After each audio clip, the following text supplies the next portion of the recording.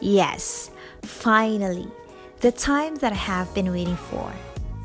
It was 17 hours of flight before I arrived to CGG Airport. Luckily, it was a smooth flight. I paid the travel tax from NAIA and showed my visa to the immigration. I arrived at 7 a.m. in the morning so we could have one-day tour around Paris. Few minutes, Cyril arrived with a big smile. We had our breakfast and dropped our luggages to the hotel. CDG Airport provides free hotel transfers. We walked around the place of Jardin the Tuileries, and that's near to Louvre by walk.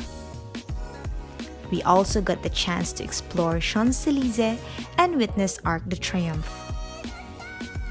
After those three popular places, we went to Eiffel Tower and had a cruise on La Seine for 1 hour.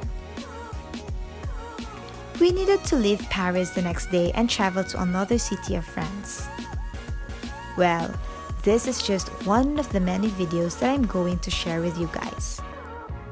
After my arrival, I was able to enjoy the beauty of Paris in one whole day. Yes, it is possible to do it in just one day. If you got the chance, why don't you try it as well and share your experience? Until my next video. Au revoir. Bonne journée.